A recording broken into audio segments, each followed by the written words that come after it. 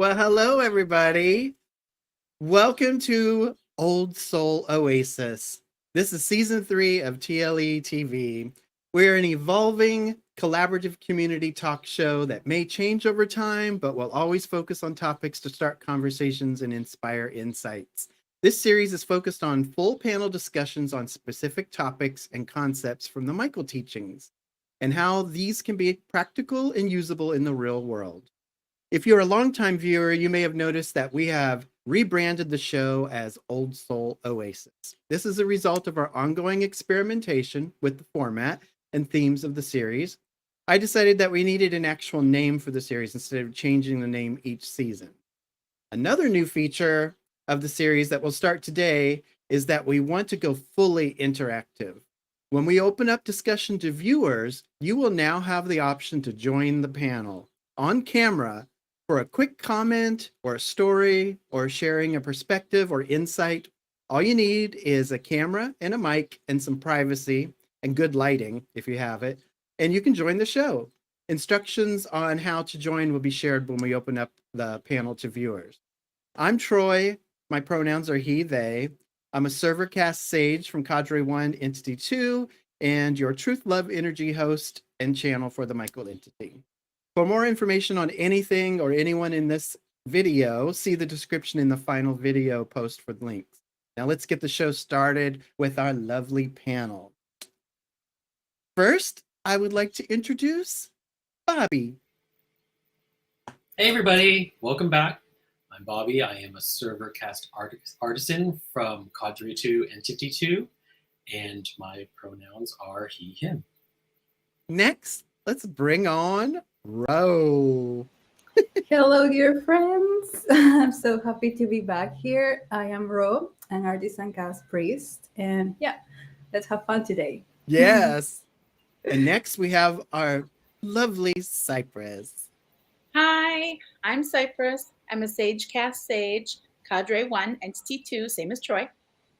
Yay. And yay! And my pronouns are he, her. I know, high five, high five. I can't get it because my brain's not working. Oh, that way.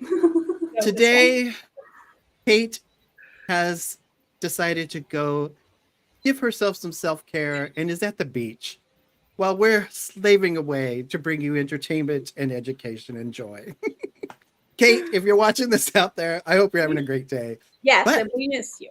we have a special surprise and a special guest, Michael. Yay! Hi, everybody. My name's Michael. I'm a Sage Cast Scholar from Cadre 1 Entity 3, and I'm so happy to be here with all of you. Thank you. Thanks for doing this. It was very Oh. nice. You like volunteered, and I was very surprised because Well. I've asked you before if you wanted to be on. You were like, this time you were like, I'll do it. The only thing that's been keeping me off the show is arrogance. Oh, you've been working on that. That's really cool. That is like my struggle, as my daily struggle is with that chief feature, but every day is a better day. I'm very proud of you. Thank you for being here with us. All right. So what we like to do is start off the show sharing something good because it's so easy to see what's going on in the world that's bad. We like to share something good, and it could be something that you, the viewers, can participate in, or it's just something personal to us that happened that's good. So who would like to go first in sharing what's good? I'll go first. Oh, Well, for me, what's good is some of you may have seen it if you do participate in the chat on the app, is my back porch garden, which I'm constantly trying to evolve. Right now, I've got all the little mushroom lights and stuff, and it just makes me happy to sit on the porch. I know I live in Florida where it's hot and muggy, but I still sit out on that porch with the fan because with all the plants and just the way it's getting, it really kind of brings me back and kind of centers me, grounds me. So that's what's good for me. it's very cute too. It's really coming along. I just bought a little fairy house that lights up. It's a little mushroom fairy house. So some people have asked me if I can fit in it, and I said not all fairies fit in little houses, but so. Who else has got something good to share? I'll go. So mine is not about me at all, but sort of yeah, I know, gasp. But actually, I have found one of the things I was thinking about a lot this week and in the last couple of weeks, is how seeing someone else have success or joy or happiness just makes you feel happy by extension. And I've really been enjoying, as we Troy and Bobby will know, our friend Johnny is in Japan and has been for several weeks. And seeing his posts every day, seeing his face light up in a way that I've known him decades. I have never seen him look like this. And the joy that brings me every single day is so immeasurable. I mean, it really, I feel like he has inspired me. He has like lifted my soul, and I'm not even there. It's just seeing him have this experience and feeling that joy with him has been incredible. It really has been. It really has been. And it's really been such a highlight, I think, for us all on our little chat. And it's just like, it's just, well, especially because some people can travel pretty easily, but for others, it's not so easy. And this was a big deal for him to travel. Right. So and since I've never traveled really either, vacations have never really been a part of my life. Yeah. Even as a child. And so I kind of relate to that aspect from him, that this is the first time he's really going on a vacation that's not just visiting your family. I love that. And there's nothing more emotionally satisfying that one of your oldest and dearest friends is finding joy and happiness and smiling completely away from you. Right? Bobby. No, it's true. I mean, I don't mean you individually. I mean us as a group. And I'm slapping us better all. when you say it. I got it. Like, we've never seen him so happy away from us. Well, Bobby often takes little pokes at me, so it was pretty. You're on guard. Listen, this is like the perfect setup for you. Someone else is having a vacation, and you get to live vicariously through them while staying at home. Yeah. Please, everyone, go on vacation and include me via chat. All right, Ro. Or Bob. Oh, Bobby, you got yours? Well, I'll share. Okay. As you probably can't discern it as clearly from Troy, but you can certainly discern it from my screen that we have shifted around our locations in our apartment. Last month, we did a huge room shift that we had been talking about on recent videos, and it has completely changed the dynamic in the apartment, but also just in terms of creative and inspirational, imaginative spaces for the both of us. It's kind of unlocking that for us. Now we both have room to grow and room to spread out and love the things that we personally love and be inspired by them on a daily basis without being like crammed. So I'm in what used to be our master bedroom, and Troy's in the room that used to be the room that you used to see me in on these videos. And it's just really great, especially watching Troy. Like, he just has so much more, whether it's him working or doing play stuff, just to see that he has so much more space now, and it's a playful space, and Healing loves being in there with him, and it creatively matches his personality now. It's just great. Like, we're maximizing the use of the apartment, and I feel like going forward, it's just going to make everything we do better. Yeah, and because my previous office was so tiny that Healing wouldn't even come in there during the day, so she would sit outside the door on her little bed, looking in at me and making sure I was okay. But now she's like right here, sprawled out, super happy and relaxed. And Ro, what's good for you? Yes. Sure.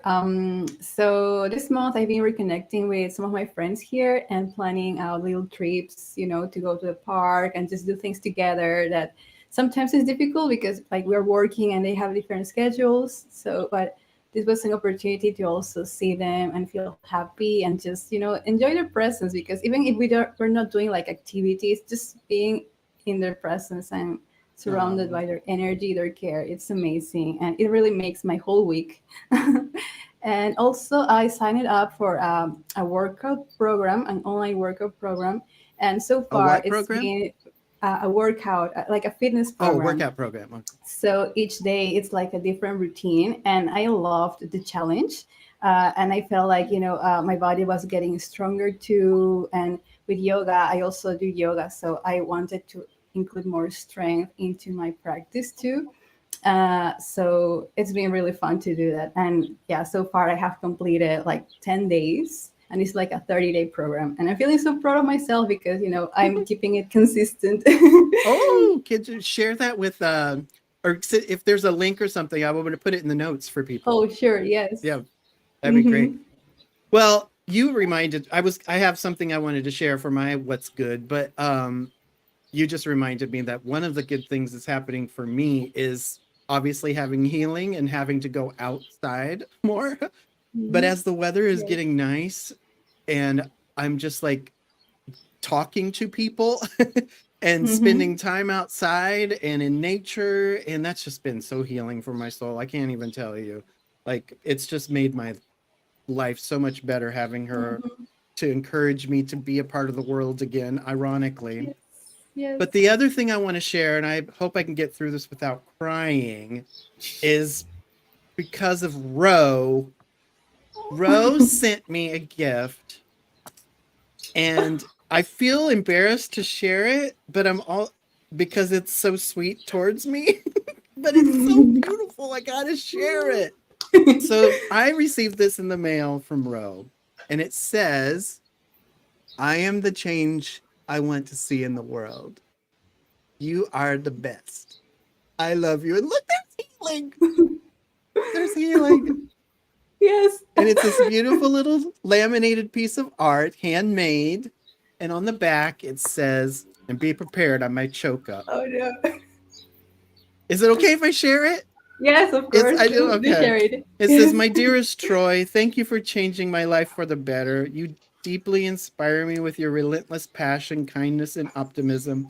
My heart grows twice its size whenever I think of you and how your hard work has touched my life. I'm a better person because of you. Thank you for helping me heal and grow. I love you so much. Super soul hugs." I was bawling for like an hour after I got that. Thank you for that. That's something that's really good. That's beautiful. I love the super soul hugs part too. That's like Anyway, that's That the should kind be of a thing- t-shirt. I didn't know if I wanted to share that because it sounds like it's like tooting my own horn, but it's not. It's just something everybody should share when that kind of love is shared from other people. Just keep it going. Keep it going. Let people know how much you love them and how much they mean to you. And that's the way I feel about you too, Ro, and all of you. So before Thank we you. continue, I did want to look through and say hi, personal hellos to everybody. So we have Elle. I think this is Elle's first time in the audience. There's somebody that's got a name Mella. I'm not sure who that is, but hello. Karen's here. Uma's here. Maureen's here. Who else? Who else am I missing? Oh, Mama Douglas is here. Mama Cypress is here. Hi, Mom. Hi, Mom and Dad. Hi, Mom, Steve Mary Dad. Tom's here. Who am I missing? If I missed your name, pop a note in the chat.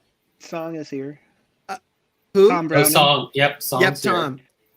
Hi, Tom and Kat. I'm sure Kat's there somewhere. Hopefully you're feeling really good and you've gotten good news. Bobby, are there any comments you want to put on before we move into the topic? Well, I thought this one was a sweet one from Maureen.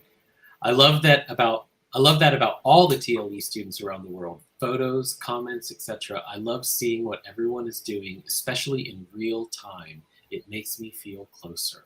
Thank you, Maureen, because let me tell you, one of the things that was one of the original backlashes to the move to the new platform is people saying, I don't really need all that noise, like all that social noise.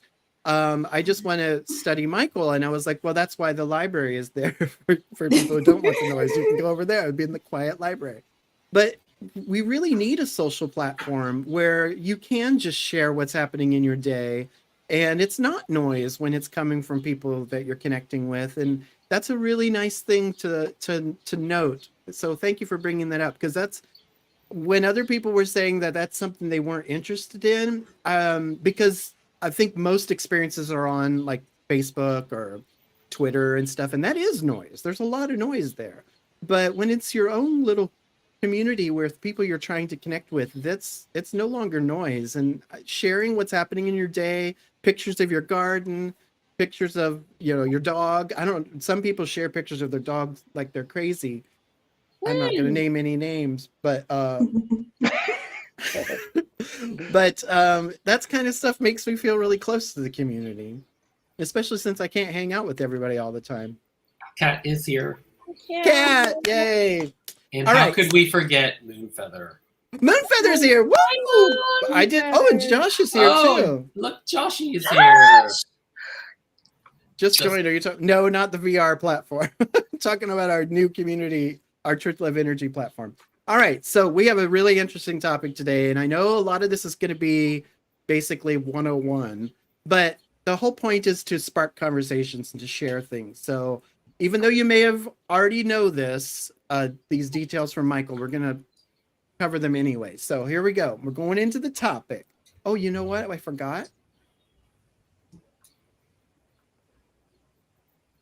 Welcome to Old Soul Oasis.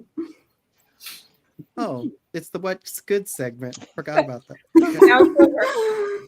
Oh, look, now we're to the topic. Past lives and present choices. Woo! All right.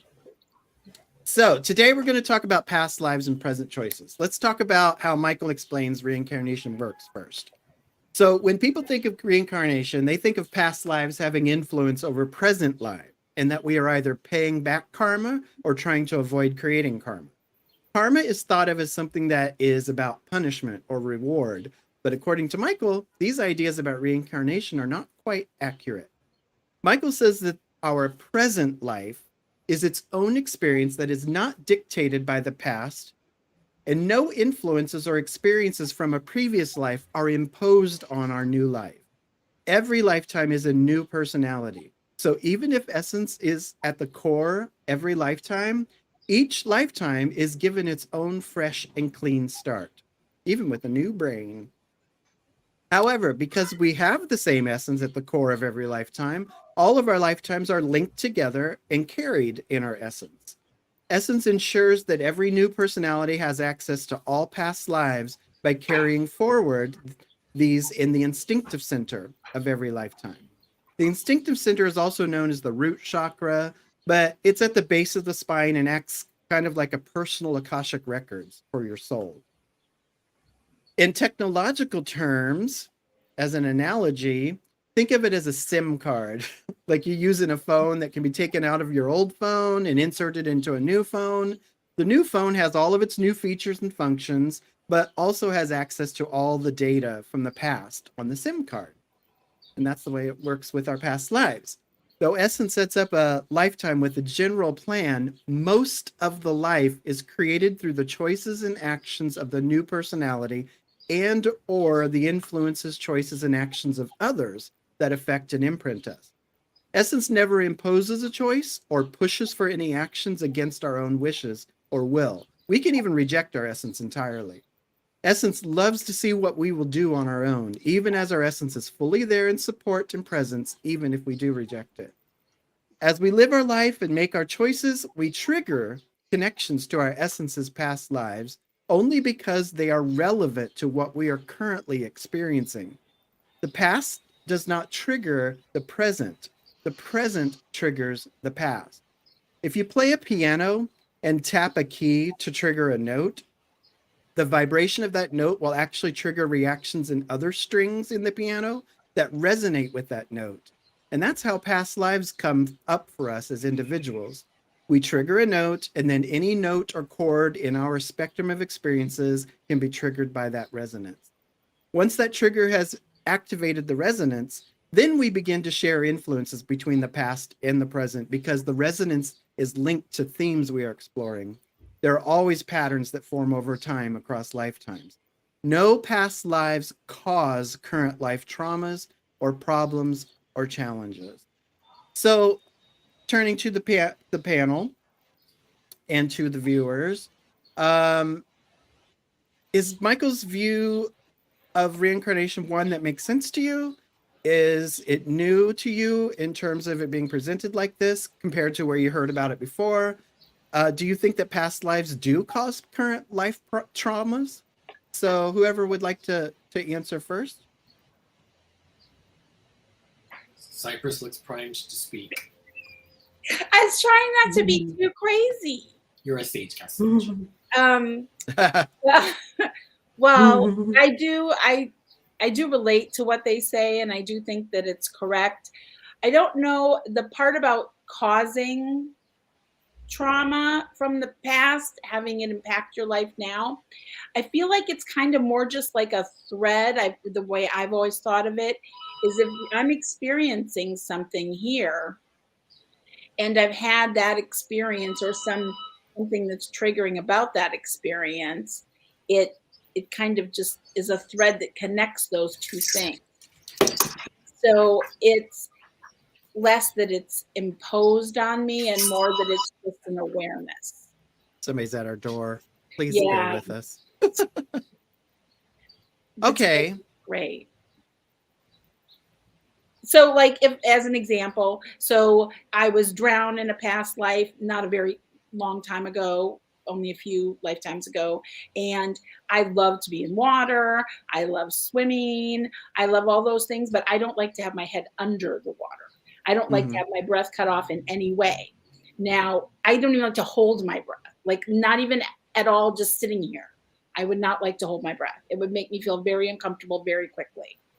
Not because I can't hold it, but because I don't want to. I don't want any stopping of the breathing at all. So I'm not necessarily saying that what happened then is impacting me now. It's just like it's an awareness, maybe. Okay, well, that's resonance, though. That makes sense because it's resonant. There's something in you as you that's connected. Well, especially as older souls, that then it becomes we're less divided and separated from all of our past, so it's easier to pick up on things, I think.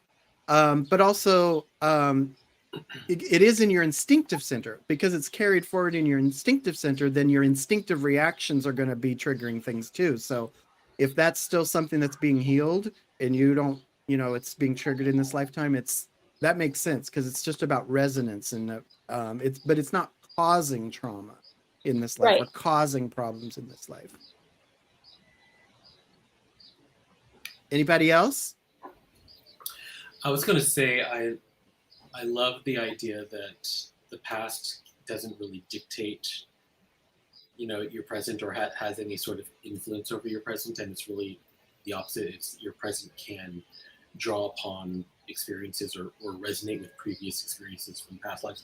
It kind of makes me think that it should motivate us in each life to sort of like live out and accumulate and gather as many different life experiences as possible to like build up your treasury of experiences, so that the life that happens next has more to draw from or to try to resonate and connect back with. Like the more fully you live life, you're just helping to set up the next one for even greater success, because there's just a greater wealth of information to draw from or to connect back to. I love that, because as older souls, that's kind of like where your mind starts to go. Like you start thinking of yourself as so much more than just this one life and one personality. Yes. But you also learn to honor this one life and this one personality at the same time. It's a really cool balance. Yeah. I love that too, the fact that we, as older souls, we start to include more of our aspects and also aspects of other people. And I always felt that reincarnation was something very natural, because it was like, there has to be more than this, not because I am denying myself or my existence now, because there's so much more things that we can be. And life is so rich and amazing. And we can explore all that too. Mm-hmm. Yeah, that's a good question. What if reincarnation isn't, like, does it would it change how you lived your life, or does it change how you live your life to intuitively know reincarnation is real, or to not? Like, does that make a difference? Well, I felt like I've always known that. Even when I was little, I knew that that's what happened. For some reason, like in the back of my mind, it's not like something that I dwelled on. But now, if somebody says, well, reincarnation doesn't happen, like in my head, my little scholar brain goes, that rings false. Like that, it doesn't feel like no, well, okay, you can do a, what is it called, a thought experiment about it. But for me, it's a fact more than a thing that people think about. How everything is all interconnected, I didn't really start understanding that until I came here into this community. But I can't even, it's hard for me to even do the thought experiment because it just seems fake. Like the fact that we live once and we die and that's it, that's not I know. true. Yeah. Yeah, and I've just learned so much about how, even at least in the context of reincarnation, that even as personalities having one life, this is it for us. I mean, for Michael, for Bobby, for Rose, Cypress, Troy, this is our life. But we have all those variations of it too across parallels. But we also continue after this life with a sense of our identity as Troy and as Michael and as Ro and so on. And there's actually some really, I'll have to put some links in the notes for this post when we're done, but there is some really great scientific research going on about the persistence of consciousness using people who have been in comas, who have had brain trauma, memory loss, memory recovery, and the persistence of consciousness and the evidence that's being presented in science is showing that it makes so much more logical and practical sense that consciousness persists beyond the body and is not tied to the body than it does to assume that it just all dies when you die. And I love that science is moving in that direction to explore that. I found I forgot the name. I wish I brought the name with me, but his whole theory is based that this physical universe is not fundamental. Consciousness is fundamental. And that makes the physical universe we live in kind of a type of VR, but it's not VR. But right, simulation. Simulation, yeah, that's a better word. Michael, whatever you, after the show, if you find a link for that, I want to put it in the notes too, what you're talking about. Will do. I do have a slight wackadoodle question to ask in regards to the material you shared. When it's talking about past lives, is it true though that our lives don't necessarily occur in linear order? Like, could one of our previous lives have been a life that takes place in the future? Mm-hmm. And yeah, I mean, according to Michael, could that, as a past life, even though it didn't occur in the past, it occurs in the future, could we somehow resonate with aspects of that past life, even though it's in the future? Yes, and let me say that there are a few people in the community who have decided to deep dive into reincarnation and explore with Michael, and we're finding out things that never even occurred to us. And that will be another show. But yeah, there's non-sequential incarnations that can happen, because for our essence, time is a very fluid thing, so it can insert itself anywhere. But now what gets weird is that let's say you have a past life in the future, but because it's your future, it's still in a state of potential, even though for your essence it's already happened. So it's in the bank of experiences, even for you as an individual. But linearly, sequentially, it's still in a state of potential. It's such a mind fuck. Like, it's such a strange thing to try to comprehend. But yeah, the simple answer is yes, you do not always incarnate in sequences. Most of the time we do, because otherwise it'd be chaos. We really try to like stick together and move forward together. And events happen on the planet because of the collective consciousness. So if you incarnate like randomly everywhere, there's not going to be a sense of progress as a collective sentience. But it does happen. Yeah, because I thought it'd be interesting, because even though if theoretically, if that future life happened previously, So you're the more current life, right? But if you resonate with, if you resonate or connect back to an experience from that future life, because it was a previous life, yet that life time-wise is in the future, is that life somehow saying, wait, something in the linear past I'm connecting to, or you know what I'm saying? It's like this duality of experience, but the future self is hearkening back to something in the past, but the past self, because it's in the future, still feels some sort of weird rubber band pull. So it's kind of, like you said, it's a mind fuck, but you can just sort of start spinning in circles thinking about all of that kind of stuff. We And will I love how have Michael has. we'll have Oh, an yes, advanced reincarnation episode at some point. What, Ro? Oh, yeah, I love that Michael has implied that the fact of asking more questions about your future lifetimes is like you're kind of like solidifying that future more and more. And it's so exciting too, because there are many students that do that. And it's so, to me, it's super amazing that they are finding out all those gems in, the material. Ooh. It's fun, and I love it because there's something meaningful and valuable in it, even though I don't know how it could ever be validated. Some things I think are outside the realm of like external validation or verification, but it still enriches us to even just explore the concepts, and I like that. Well, Yes, I there are mean, so many beautiful comments there. Isn't imagination and that it's so integral, such a big part of our creation.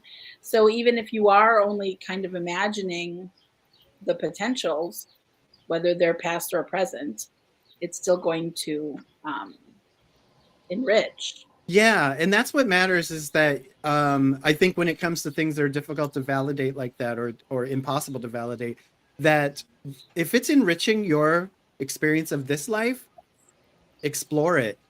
You don't have to draw conclusions from it, but explore it. That's what's important about it. Let's take a moment and welcome Christian. Hello, Christian. Jeroen's here. And Bobby, do you see any? Oh, and Song's here. Song was already here. I know, but I didn't say hi. So hi, Song. If do you have any comments you want to add? Yeah, especially, and let's start with Song. Speaking of, Song says, past lives are information. Just like any other information, you decide how to interpret it and make the best use of it. Oh, nice. Yes. And I like then that. Uma says, as a toddler, I had a visceral reaction to the smell of oranges. It caused me to gag and spasm. Later, I found out that I died in the gas chamber, which smelled like oranges. Oh my gosh, that's chilling. Maureen says, I love knowing about future lives as well as past lives. It helps me feel like I fit in, that I belong. I'm not special, I'm unique. I like that too. That's nice. And then going back to Uma, I always thought that those two things were related, going back to the oranges. I think maybe her post copied twice. Oh, okay. I was very relieved once I realized this time around wasn't the only time. And you live, not to give up your locations, but you live in Florida. Isn't that the orange state? So, there's some healing going on there somewhere. Uma says, I love connecting to my future selves. It's a hit. All right. I think that catches us up. All right, so let's move on to what Michael has to say about karma. All right. So Michael says that karma is all about the interference of choice. When our choices are taken away from us, or when our choices are expanded unexpectedly, karma can form. When our choices are taken from us, this is usually considered negative karma. And when our choices are expanded unexpectedly, this is often experienced as positive or philanthropic karma. Both the positive and negative experiences of karma are defined by the imbalance they cause, and the intensity of that imbalance determines how karmic the event is. There are three kinds of karma: sundry, minor, and major. Sundry karma can come from something like going to the hairdresser to prepare for your wedding, and the hairdresser fucks up your hair so that your wedding is ruined. Obviously, no one was hurt and nothing really suffered, and the wedding is not truly ruined. But this is still karmic because someone's choice was disrupted and they were forced to accommodate. Karma like this is easy to balance and is often seamlessly resolved with little note. For example, the hairdresser may decide to credit or not charge this individual. Sundry karma is now balanced. If something like this were to carry over into another lifetime, it may be balanced by that hairdresser giving a simple compliment about your hair that unexpectedly boosts your confidence just in time for a date. So sundry karma is harmless, but still disruptive, causing an imbalance and some intensity. We all have lots of sundry karma. Minor karma is more disruptive, but does not cause great harm. For example, if someone steals your wallet, it may be easy to recover from this, but it was still disruptive and causing intensity and disrupting your choices by causing problems you would not have had to deal with otherwise. And then major karma is totally disruptive, often includes great harm and great intensity. Murder is notoriously a disruptive major karma. Philanthropic karma can also be sundry, minor, or major, depending on how much a person's choices are expanded unexpectedly and to what intensity. For instance, a compliment that changes your entire day may be sundry, philanthropic sundry karma, but someone reaching out to give you $1 million could be major philanthropic karma. So, panel and viewers, when you look at your life, do you feel you've navigated any of these types of karma? Yes, Oh, 100%. I mean, you can think about it in like just an everyday situation. As you go through your day, some random person says something and you feel good, and maybe it's a balance, maybe it's, whatever. Or just a compliment. Or just a compliment, I guess. But just so everybody knows, a few of us are in New York City, so we have sound so effects. that may come past me in a few minutes, depending on what direction it's going. Yeah, so do you feel like you've experienced the sundry? And what about minor and major karma? I mean, do we know? I mean, do you feel like you know? Well, one of the things that I had set up, I'll tell a tiny story. But when I lived in Arizona, actually before I met Troy, there was, and when I first was meeting him, I had a friend of a friend who lived with us, and I really took care of this person. I fed him, he stayed at our house. He wasn't like my best friend or anything like that, but I felt really weirdly compelled to just be helpful to him. Now, I didn't put my life in any kind of jeopardy. I didn't ruin anything for myself, but it was really important for me to make sure this person was okay. And much later on in channeling, there was a situation Michael was talking about from my past life when I was in the Civil War and I planned to die young, but I'd lost both my legs and it was just over for me. And this nurse brought me home, and I lived to be old when I had not planned on it. And that was the same person. And I took care of them this lifetime. And it was, and this is like I said, before any of this was really a part of my consciousness with this vocabulary, the Michael vocabulary, but I just trusted that gut instinct that I had that this was the right thing to do. And a lot of people are like, it's so weird that you're doing this. Like, there's no reason for it. And I got really kind of questioned and chastised by several people that thought I was doing something, like I was being taken advantage of in some way. But it was always me reaching out to do it. So I never felt that way. But it felt so good, and it still does. It's still really one of the most lovely feelings that I've had this lifetime, was to be able to do something that was really not that big of a deal, but at the time for that person made his life much better.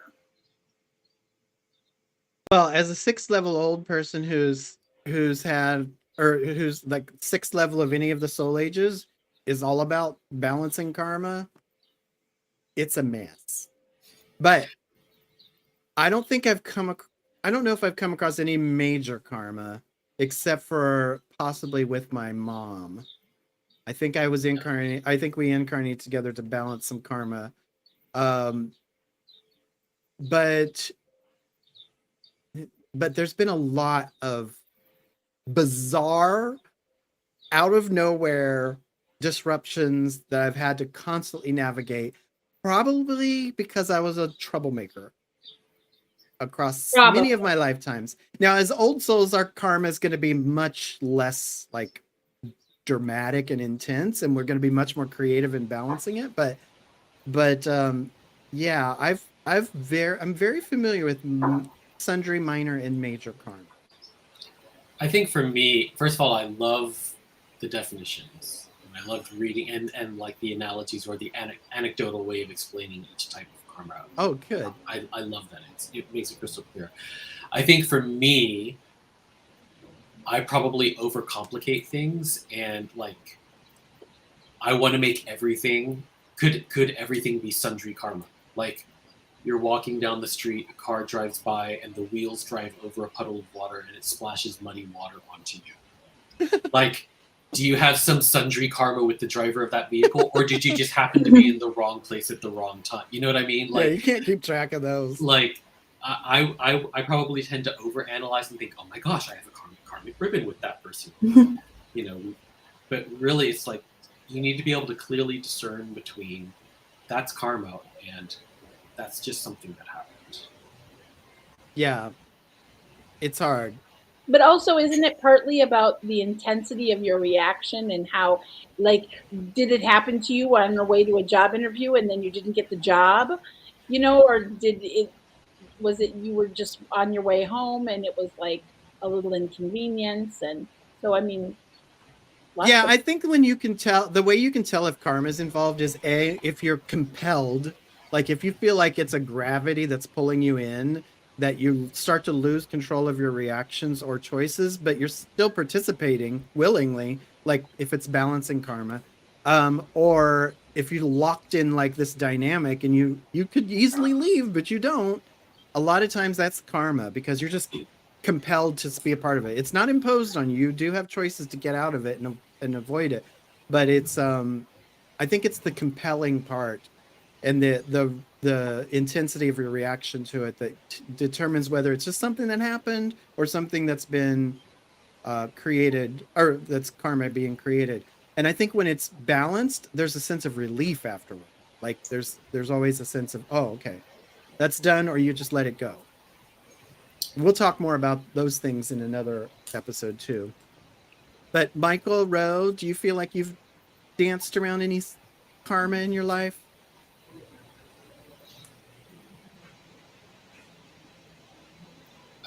You're muted, Michael. Yeah, I figured that out just now. Actually, Tom just mentioned self-karma. And I feel like my life is a whole is, episode. Yeah, I know, but I feel like a lot of the karma in this lifetime is the karma that I've created. And possibly, I'm saying from past lives, because it's been around for a very long time, like since adolescence, I remember this. And I will tell you, after realizing that and coming to terms with it, it did feel like a relief after acknowledging it. So that even kind of validates even more that, yeah, it was a lot of self-karma.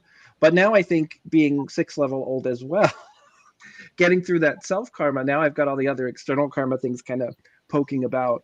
But a lot of it for me has manifested as the philanthropic type. Like a lot of it is compulsion to help people out. Like I see something on Facebook, an old friend who, a perfect example for me would be, I have an English teacher from 9th grade, still on Facebook with her. And she's had a series of physical ailments, and now she's basically a shut-in because of her disabilities and stuff that are happening.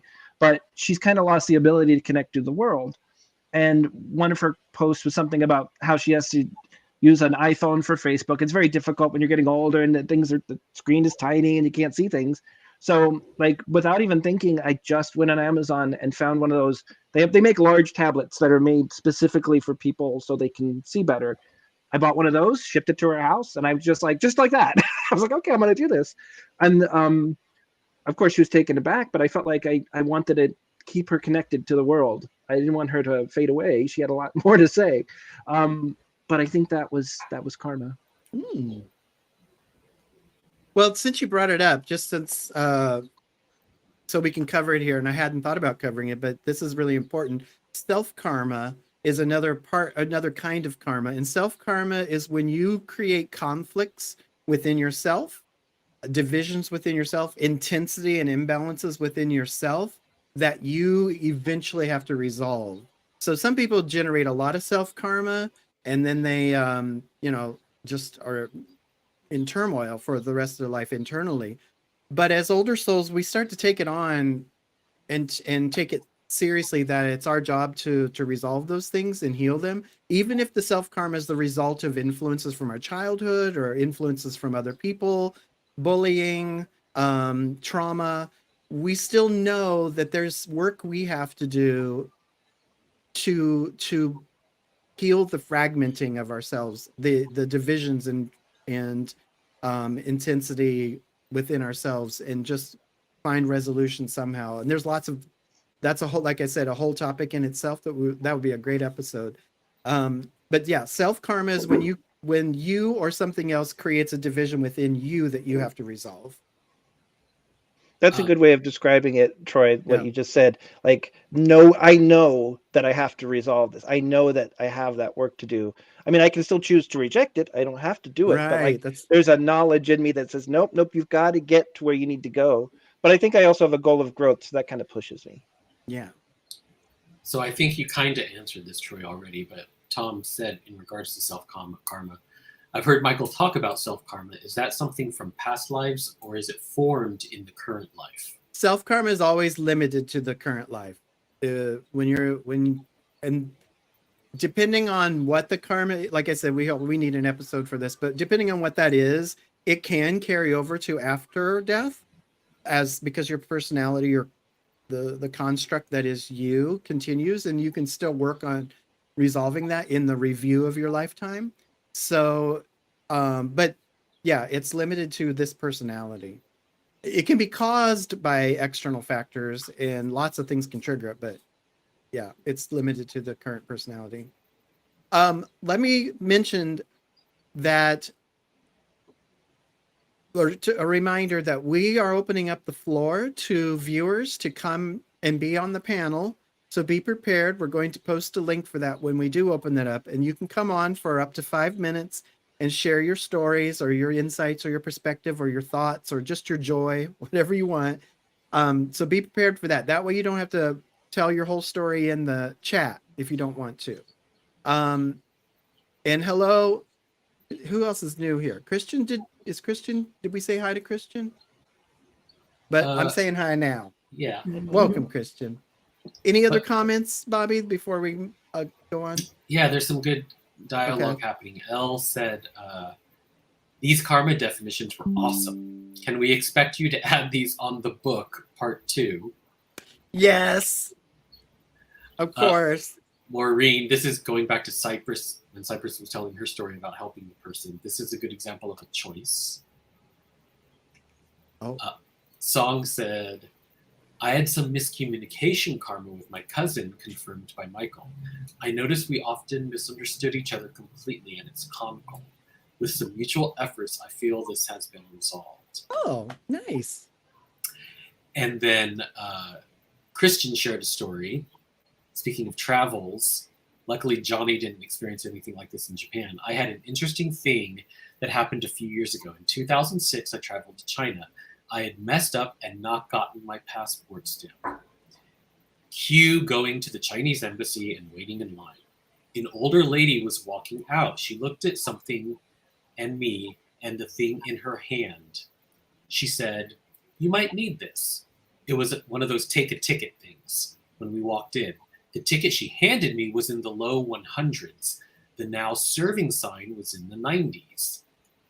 The tickets to take were in the 300s. No. She literally saved me an entire day of being in a government bureaucracy. Oh, that's love. That's a nice little story. That's cool. All right. Oh, did you have another? Nope, I think that Okay. catches us out. Okay, so present choices. Michael says that regardless of any resonance or karma or past life experiences, our choices are always our own if they are not taken away from us.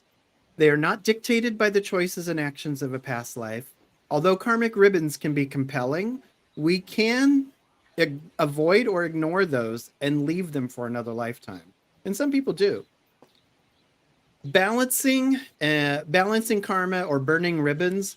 Balancing karma in our early soul ages is often a matter of doing to someone else what they did to us, or vice versa. You killed me, I'll kill you. But as we mature in soul age, we move away from such reactionary balancing and begin to learn to respond to karma. For example, if I killed you long ago in my young soul age and we have karma, but don't get around to crossing paths until our late mature or early old soul age, neither one of us wants to be killed or to kill. Instead, I may cross paths with you when you need someone the most, and I end up rescuing you or saving your life in some way. This balances the karma because I took your life in one lifetime, but saved it in another. So balancing karma is not always an eye for an eye. That's the old school. That's old school karma. Yeah, there's been lots of stories about how doctors become doctors to save lives because of karma from their past. It's a way of balancing karma. I mean, that's not the only reason, but it does. All of the things we choose to do sort of feed into bringing balance over time. And so, especially as older souls, we get more creative in how we balance our karma and burn ribbons. So, story time. This is for anybody on the panel who has a past life story that you've validated or feel strongly about that you would like to share. I'm going to invite the viewers to think about what they might want to share about a past life if they have one, or that they can share when we bring you on the show, or you can talk about whatever you want when you come on. But so, does anybody have a past life story they'd like to share that they feel is validated? Oh, Michael, yeah. Actually, it's very interesting. Before I even came to TLE or knew that any of you all existed, which again, I'm so happy that I know that you all exist. I knew that I was reincarnated, but I just didn't know the details about where I came from or what had happened in the past. And I would meet people and think, oh, I must have known them in a past life because they have like, I call it familiar face syndrome, but for some reason it's somebody you meet and it's like you know them already. I call it the remembering feeling. Yeah, but yes, and I have a lot of those, and I remember there was I was at work and there was another manager in another division in the park, and we kind of like had this like love at first sight thing happen, and I swore to myself that I had known him in a past life in France, and I had just gotten back from France. I did a work exchange program where I lived in France for a year, and the whole time I was there, I was like, well, number one, I picked up French really quick. I don't know if that's the Sage Cast scholar to me, just with the knowledge stuff, but it was, out of all the Americans who were there were 25 of us. French for me was just very easy, and I had never studied it before. All the other people there had some form of high school French or college French. For me, it was high school Spanish and college Italian. So I know they're related, but there was no French. And for me, I was speaking French in 6 months.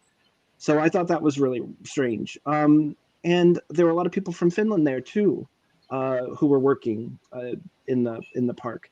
And I had this strange connection to them. And the interesting thing is my personality does not match well with the general Finnish lifestyle of kind of more of a steady, calm.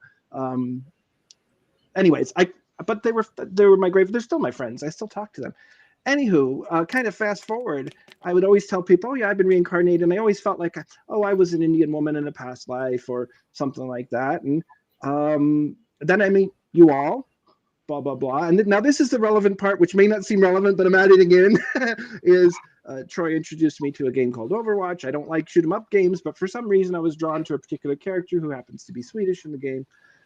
But that's the one that I kind of picked and stuck with. And it was very random but I just feel very comfortable. I still to this day play him when I play Overwatch if I ever play again. But then here comes the validation. Asking Michael about the lifetime that I'm in right now and how it relates to the rest of the cluster. You know, I didn't know which lifetime this was. The life I'm in right now happens to be the resolution.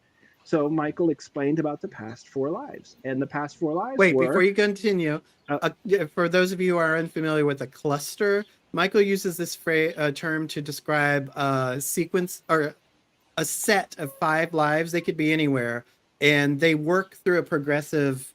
They explore a theme from like the most negative to the most positive, and then a balance. So it's like 5 lives that are connected together by a theme. Yeah, this poor Libra's on level 6 trying to balance all those 4 lifetimes. But well, those 4 lifetimes happened in France and Finland, and I'm like, oh, holy crap. And I'm like, wow, that makes sense. But I'm like, okay, I thought they were going to tell me it was some past life as an Indian woman. Well, next session I asked about my concurrents, and they happened to be in, well, guess where? India and Sweden. So for me, like, those are the types of validations that kind of come in and all of a sudden, and I especially like it because some of the stuff Troy just had no idea about.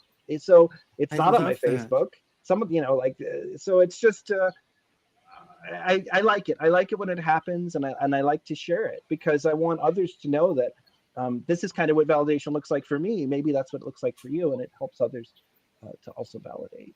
But, thank you, Michael. I haven't found out anything more about them. I will ask more. There was one, Michael did say to go look and find out. There was one person who happened to be the same in all lifetimes, so I'm going to try to find out who that is. Oh. Anybody else? Yes, I have a story. Okay. Now I know that especially people who've been at the gatherings and stuff have probably heard this story before, but it was so impactful to me, and it fits in the topic. So you have to hear it again. So when I first started in Arizona with working with Michael and Troy, of course, especially, I mean, I was like in my late 20s. You're like, oh, was I ever famous? And, you're all excited about those kind of things. And so Michael gives me some general information about being a composer, someone who was an opera singer, and and then one that was super impactful in cave drawing technology. So that was really very exciting. And so obviously just go on with life and whatever. And back in the day when there were things like Tower Records and stuff like that, we spent a lot of time there because Troy loves that kind of thing. And like endless hours for me. That's your karma. So I would always be there, and I'd be like just walking around looking at stuff, just hoping it was going to be over soon. And one random day I saw someone's face. It was like a photograph of this composer, and I started to bawl, like not even little bitty crying, like full on, really embarrassing in public kind of bawling. I almost collapsed to the ground. Troy runs over because he thinks something horrible has happened. And I start telling him this horrible story about how he was so in love and his heart was so broken, and oh my God, and I could feel everything as if it was me. And I was living this moment of this sheer heartbreak. And I don't know anything about it. It was like a vivid memory. It was so intense. And I mean, I am dramatic for fun purposes, but not usually in that regard. So, and as, yeah. And I don't know anything about music or classical music or composers or anything like that. And trust me, this would not have been my pick. And so, and he looked like Santa Claus. I'm like, this is not cute. And so, but Troy was so kind in the moment when I was having this breakdown. And he's like, well, let's just see if we can validate any of the information. And so that's Because what she told a whole story. I told the whole story. And Troy, because I'm having a meltdown, he went over and like started looking through books and stuff like that right in the moment, and found all this information about this particular composer that was exactly the same thing that I just told him. Mm-hmm. So it was like, to me, that was the validation. It was something I could never have possibly known. It's not something you would know in passing. It's not something you'd have And just there was knowledge no about. internet at the time, right? No, this was the early 90s. Yeah. And so I mean, there was internet, but not. not like it is now.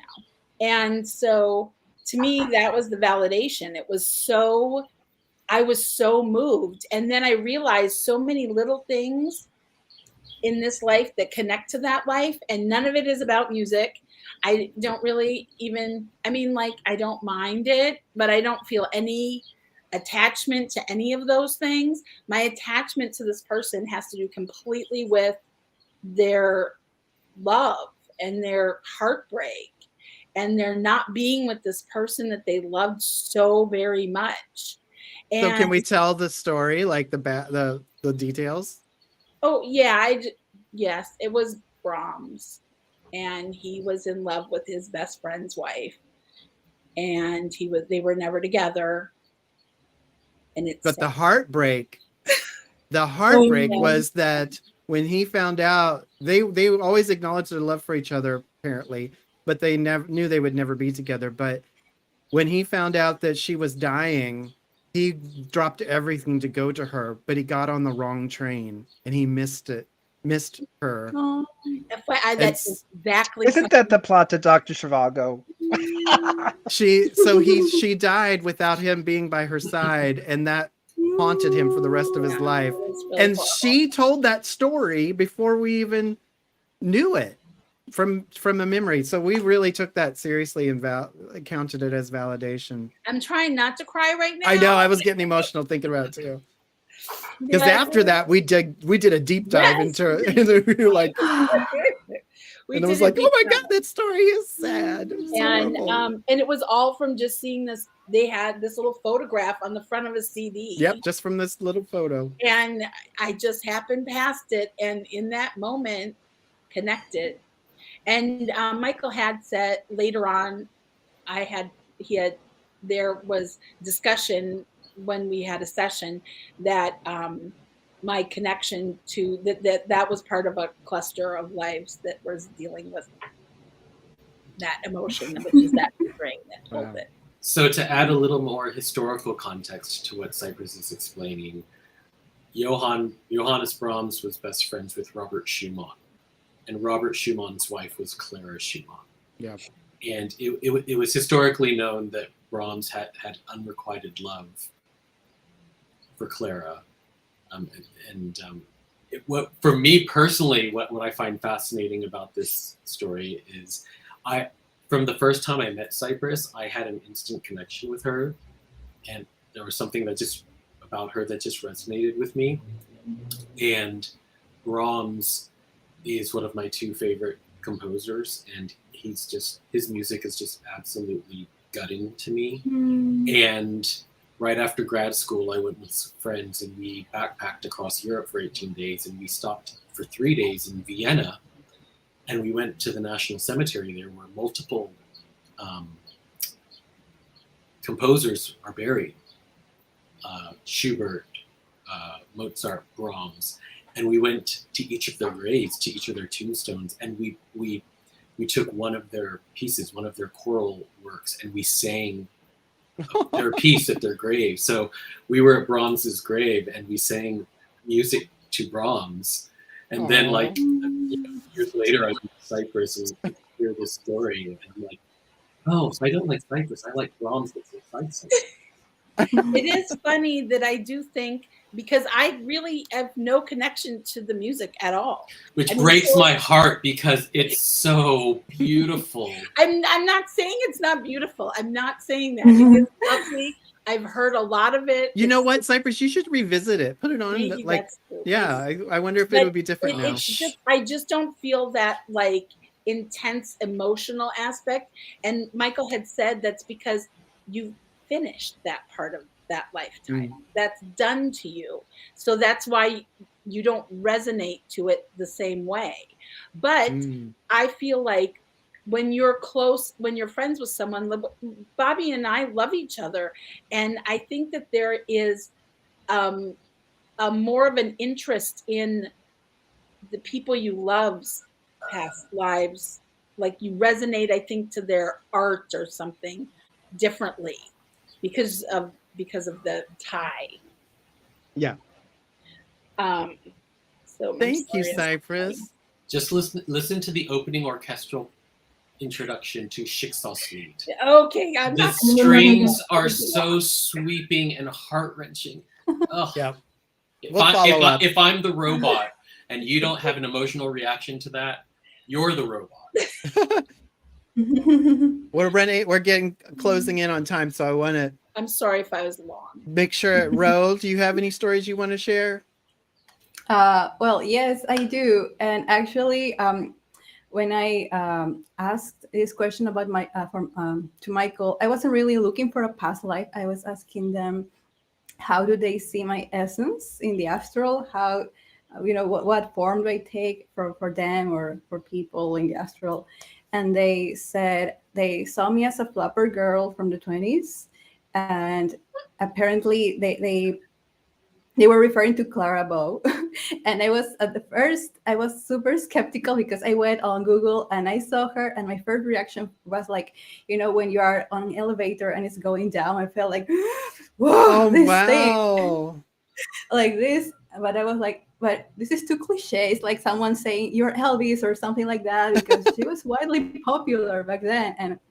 But some years later, I got the confirmation that actually it was Clara Bow, thanks to Daniela that pointed it out, because otherwise I wouldn't have thought I was her. And it was super exciting. And I also felt like a deep resonance the more I started to delve into her life. And she was super, like, she was free, she was wild, she was very inspiring with, I think, her free sexuality and kind of like being this pioneer of the movies. And this lifetime, I love watching romantic comedies, like the cheesiest, the corniest. I have lots of fun with that.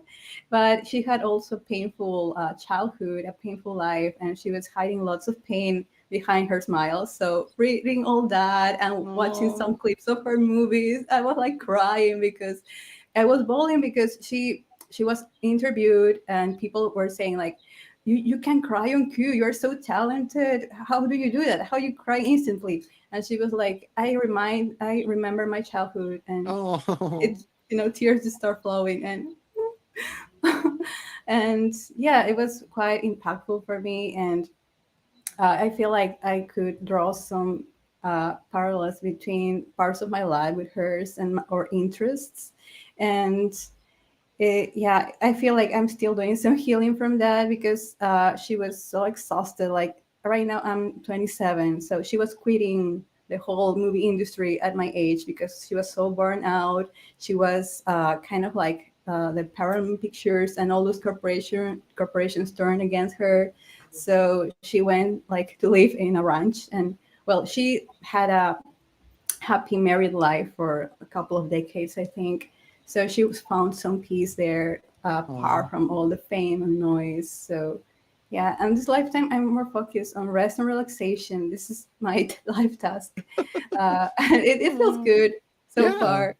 And yeah, it's very inspiring, to read about her. And a friend also told me that there is like a biography about her life. I still haven't read it, and I don't know. I feel like still I'm not ready, maybe, but yeah. That's so interesting. Yeah, it's so interesting. And there are her movies are available on YouTube for free. Like they're like 1 hour movies, and I was like, okay, let's see what's this. And yeah, it's funny because silent films look like long TikToks because they have captions even, you know, Yes. with the things there, black and white. That's funny. Oh, well, yeah. What I thought was fun or interesting is that I've been told by Michael about past lives, and I avoid them too. Like for some reason, I just like, okay, mental note, I'll carry that with me. I don't know. As a person who does this line of work, I'm the most skeptical person I know, but I feel like I have to because I don't ever want to be that person who's just believe. You know, it's magical, it's good, it's, you know, I just really want things to be usable. And so if it's not usable, a lot of times I put it in this separate area. It's like, I'll come back to that. And then I sometimes don't. But in my early work with Michael over the years, because of my brain working like that and my dislike of you know, the negative connotations of channeling and the whole new age movement, and I don't know, just all the cheesy hokey stuff, I avoided a lot of stuff. So because I just never wanted to be a part of that. But I had to have experiences, personal experiences that validated things for me on a level that was so profound that it kept me working with Michael. Because if these things, the story I'm about to tell, if it hadn't happened, I would not have been as open to exploring past lives with Michael. I might have been more in the way or avoided it, like say that's not a strong topic or whatever for my channeling. But because of this, I was like, oh my God, there's something valid to past life memories. So to make a long story short, Cypress had met somebody. Was it through your work? Yes. She had met somebody through her work, and she kept telling me about him and like, you'll love him. He's so sweet. He's so sweet. And she brought him to the apartment, and this was like a big deal. She was really excited for me to meet him. And I met him and I was like, hey, like I had nothing. I liked him. He was sweet, but I didn't feel anything. But he was really interested in the metaphysical stuff and the Michael stuff. So, or you were for him? I can't remember how it worked, but I decided, or I went to get his profile for him. I think it was. Was he there that day when I got it? I can't remember. I think so. I think we were all in the living room. Right. And I went into the bedroom and I asked Michael for his profile. So I did my thing to go into a trance, and I'm just waiting for it like normal. And as it started coming in, the whole room around me dropped away. I'd never had this experience before that I remember. The room around me dropped away. I felt like I was freezing cold, and I looked up and I was out in Arctic blizzard snow. Like it was just blowing. I could feel it on my face and everything. And I looked down and there was this horrible cracking and like thunderous sounds. And I looked down and there was somebody, or no, the snow beneath me dropped.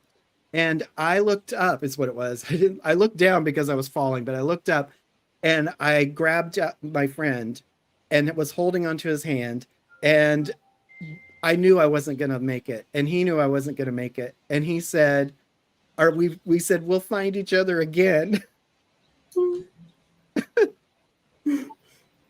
And I fell. So this all happened like in a matter of seconds, but I fell. And then I was all of a sudden in my astral body as that person from that life. And I was in a cabin or some room with him, trying to get his attention to show him that I lived, like I was still present. And he couldn't hear me. And I kept saying like, you know, trying to get through to him. He was sitting by like a candle. Like it was so vivid and he couldn't hear me. And it was so sad. But what I did remember from that life was that we had already discussed the concept of reincarnation in that life, and said that if we got separated on this expedition, that we'd find each other again, even if it was in another life. And the way that we would know it was by giving each other a, a bracelet of natural materials. That's like our big idea at the time. So I came out of I swooshed back into the room. I got the profile in and I was like bawling and I couldn't figure out what happened. I didn't say anything to anybody. I kept it to myself. I gave him his profile and I knew it was him. I knew for some reason that it was him. And then time passed. Like we just continued our lives and we were friends over time. But he went back. Was it Colombia he was from? Yes, but yes. He what? Do you have something you want to interject? Yeah. Oh, he went home to Colombia. He was gone for a while and he came back and I'd forgotten all about this intense vision or whatever it was.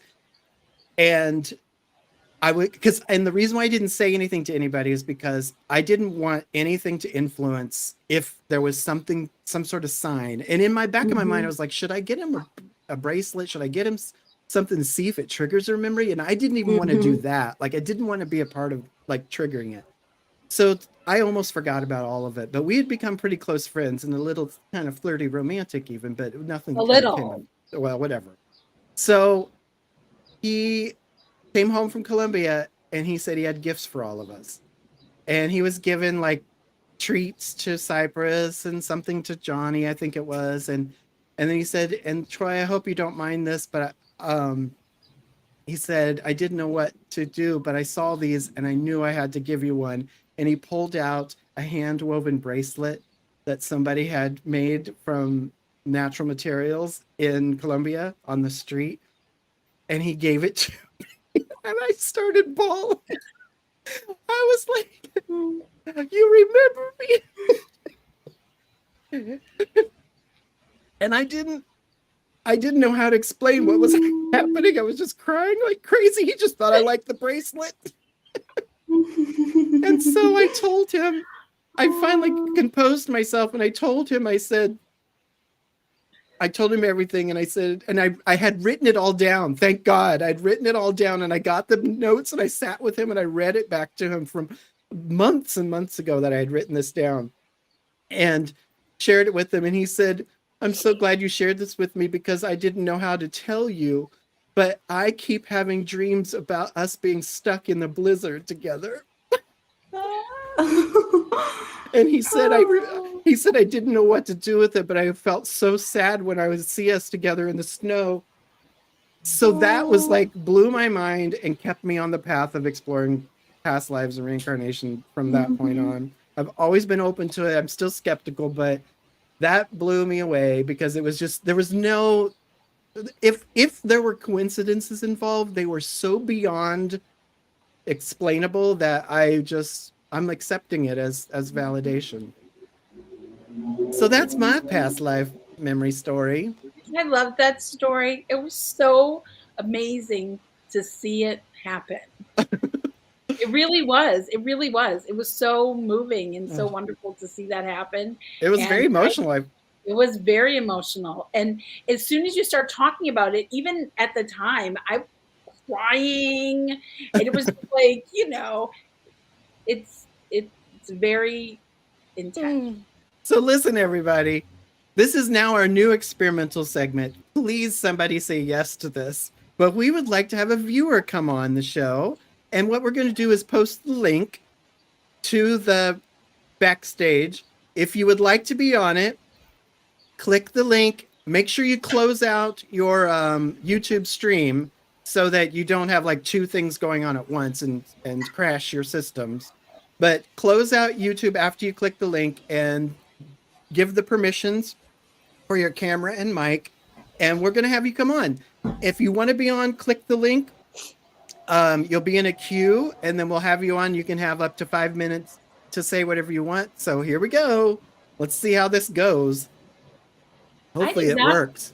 I did not know today was going to make me cry this much. I didn't either. I was like, jeez. I thought it was going to be a fun topic, and it is. But it is. But I'm used to crying around you, but not in a bad way, in a good way. Yeah, right. It was just going to be so fun and giggly, and I'm all like, it makes me think. Talking about reincarnation as like reunions or validations. And Ro, when you mentioned the elevator sort of dropping out, if anyone hasn't seen it yet, there's an amazing movie that really, I think, viscerally and emotionally depicts the concept of reincarnation, and it's called I Origins. And it's kind of a slow burn movie, and there's nothing really, it doesn't necessarily feel like it's going to do anything momentous until literally the last 2 minutes of the movie, which makes all of it worthwhile, and it breaks your heart. Oh, just watch it. Yes. I Origins. We watched that on VR. Yes, we watched it in the VR. It is such a profound way of explaining the possibility of reincarnation, because some things you just can't explain away by chance. But it was beautiful. One of the things that I think, because of the fact that because of these situations that happen, like even though the one that happened to Troy, I was just present for, but being present for those kind of emotional events and the things that happened to me, one of the amazing parts of it is that now I sometimes trust my gut on things that seem insane, because I feel that feeling, that remembering feeling, the one that pulls me to do something, even though it might not be a logical thing to do. I do it, and I do it willingly and openly, and whatever happens, happens, and I'm okay with that. Is anybody trying to get on the show? Because if nobody's trying, we'll start wrapping up. But I wanted to at least try to get this to be normalized for our viewers to be on the show as special guests. At least don't be one. shy. Don't promise. be shy. Cypress won't bite. Cypress, she nibbles. She's a nibbler. She's a nibbler. So just be ready to, if you do come on, be ready to talk with a clear and concise comment, question, or story. My good Lord, it's been a lot. Yes, it's good. Oh, somebody's here. Oh my God, I'm so excited. Okay, here we go. Welcome, Maureen. Our first guest. Our first viewer guest. Perfect. Maureen, did you close out of your other YouTube? Probably not. Make sure you close that. Because there's a time delay and you'll get confused. You'll be like two different lives living at the same time. You'll be like parallels of yourself. You're concurrent. Maureen's here. I'm not there anymore, so I don't know. You're here. there. You're here. Here. Oh, you mean you're not, you don't have it. Make sure you go back to your tab. Go to It's your in the other browser. It's gone. No, YouTube should be closed, but you're you can you see us? Oh yeah. Oh, okay, so you're here. You're good. You're Okay. on the show. You're live. Well, I didn't do anything to close, so it just Oh, went, I see. It just went away. As long as there's no echoes or like strain on your computer, you're good. So Maureen, what have you got for us today? I have many stories, but one that is really close to my heart was every time I would see, and I posted about this, so you guys may know, but every time I would see a picture of a toddler, a certain age with cats, I would think of Bobby A, and I'd start crying, and I just feel so much love, and I didn't know why I'm connecting him with a little kid. I mean, he's a grown man. He's a grown-ass man. So Yeah. I felt such love. And I asked Michael about it, and they said that he was, I was his mother in another lifetime when he was an assassin and he was imprisoned. And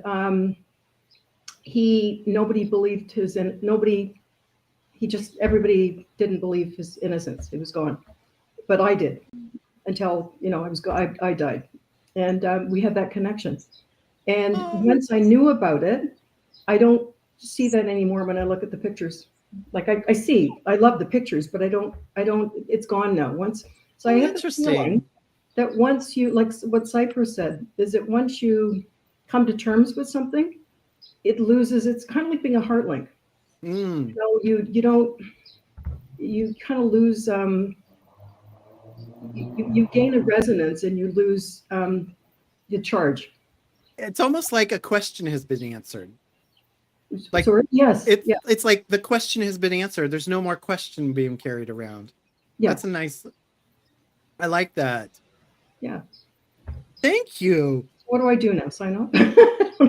Well, you don't have to rush off, but everybody, this is how it will work. If you decide to come on, you'll come on, we'll hear your lovely story or comment or question, and then we'll kick you off. Okay, do that. It's lovely to see you, Maureen. Thank you for doing this so we can see it. Now, from your, just Thank as you, Maureen. feedback, was it complicated on your end or pretty easy? No, no. Oh, good. I had to. It was easy. Excellent. Thank you, Maureen. You've made history. Yay. You've made history. Our future lives will look back on this. All right. Bye-bye. If we get enough people, does that mean we're going to do the Brady Bunch? Here's the story. All right. Well, since the show has gone almost to the max, we'll go ahead and wrap up here. But that's how it'll work. If you come on the show, we'll have a viewer pop on. That was really nice. So Thank you, everybody Maureen. look cute next time. Yeah, and Maureen, you just looked adorable Yes, always. She always looks adorable. Always, always. because the soul shines through. Now, Bobby, before we close, were there any comments you wanted to put on before we wrap up? Just some interesting things. A couple people were chiming in, going back to Cypress's. Okay, I'll leave that to you to. Yeah, song brought up. Song said, "Do you know that Clara Schumann was a past life of Anne?" So Cypress, you had an epic love story with Anne. And we still do, FYI. I love it. Because Anne and I have an insane, we just adore being around each other. But I Yes. didn't know that was her. And then, is it Melanite Mela? I'm sorry, I don't know your real name, but they contributed that I am a big fan of classical music and I'm fascinated by the Brahms story. I live in Vienna. Ooh. Brahms wrote lovely music. And then Jeroen going back to Troy's story about Carlos, what a beautiful way to find and remember each other again. Oh, yeah, And then Karen it was says, unexpected. love your stories. Thank you all for sharing. Same Thank with you, Uma. Karen. So moving to hear your stories. Well, if you all have moving stories, you're welcome next time to come on and share them live with the group. Yeah, thank you, Uma. Oh, sorry, Melanine Mela is Michaela on TLE. Oh, okay. Hi, Michaela. Thank you so much for doing this. Oh yeah, we love it. I'm so glad. I was almost on the brink of saying, let's cut this loss. I don't think people are getting much out of the show. And then I was like, maybe I should ask. And the responses were so positive. I was like, all right, I'm gonna double down and commit, and we're gonna keep this show going. And I'm really happy we did. Thank you all. And All I right. like the new interface. It works well. Yeah, this was pretty good. And I'll be able to look at the hopefully it records. I'll be able to look at the footage afterwards and see if it's streamed okay. Maybe people can tell us now if the audio and video was coming through okay, if you have any feedback. Who said that? Who said they were blown away? Michaela, I'm new to Thank this you, and I'm Michaela. blown away by you all. Oh, We're happy to have you. very happy. All right. We're all new at something. All right, everybody. Well, enjoy the rest of your weekend. Thank you for tuning in. Make sure you like and subscribe so that you can be alerted to future shows. But otherwise, we'll be posting them in the events on TLE and on Facebook so that you can always join. In the future, I hope to stream simultaneously to both YouTube and Facebook so that people who are on Facebook and happen to come across it, they can participate too. We haven't tested that out yet, so I don't know. But for now, this is working really great.